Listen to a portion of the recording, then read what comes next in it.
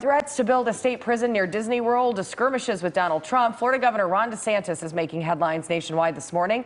He is visiting Washington, D.C. today in what many believe is an attempt to build conservative support for his rumored presidential campaign. All right, joining us now live, Dr. Kevin Wallsten, a professor in the Department of Political Science at Cal State Long Beach. Professor, thanks for the time.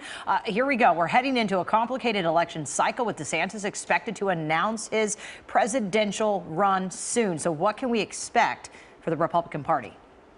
Well, we can expect a lot of infighting within the Republican Party, of course. We're just starting to get the opening salvos in this battle. Trump-allied super PACs have released some ads about DeSantis. Obviously, Trump has started with his usual strategy of name-calling and trying to diminish DeSantis.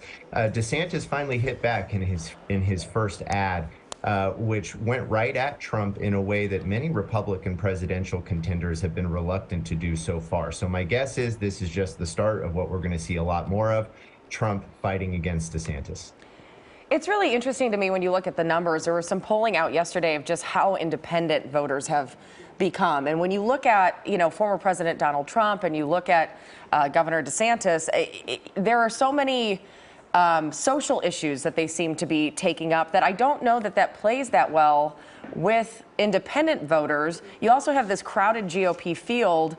Can you kind of break down for us what the logic is here when it comes to some of these issues, obviously for DeSantis specifically?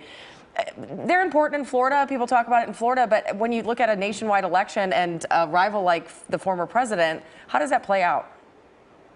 Well, all Republicans are in a very difficult position because you need to win the Republican primary first before you can even compete in the general election. And the pressure within the Republican primary is to run out to the extremes. And that's particularly powerful with respect to two issues that are nationally very prominent, very salient, and work against Republicans' electoral prospects. Those are guns and gun violence and the related issue of gun control, and of course, abortion.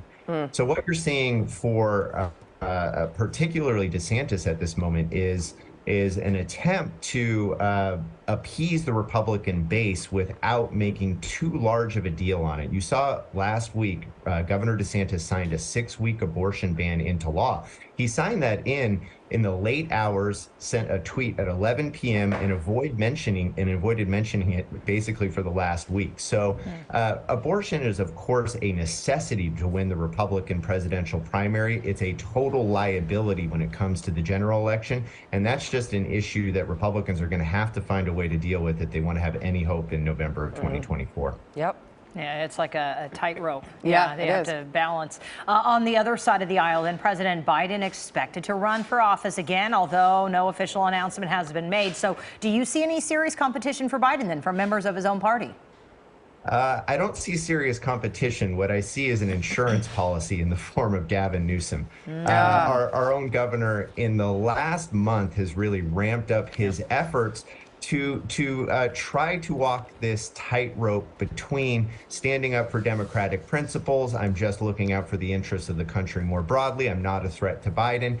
But also remember, if something were to go wrong with Biden, if Biden were to step down, if something else were to happen, I am here to take over that mantle. So Newsom is, of course, the insurance policy for the Democratic Party at this point. He has been positioning himself for quite some time to play this role, and we're seeing now just a more proactive step in that direction for Governor Newsom. And I think we have Robert F. Kennedy Jr. planning to announce pretty soon too, correct? Yeah, he will likely enter the race. I'm not convinced that he represents any kind of threat to Biden or Newsom for that matter. Certainly, he is a unconventional Democrat who has a lot of unconventional views on a lot of different issues. Certainly, he can run. Whether he gets any attraction, of course, it remains to be seen. Thanks, Professor. Yeah. 566 days away. So thank you so much for the time. Thank you. It's going to heat up, though. It always does. We'll be talking about it.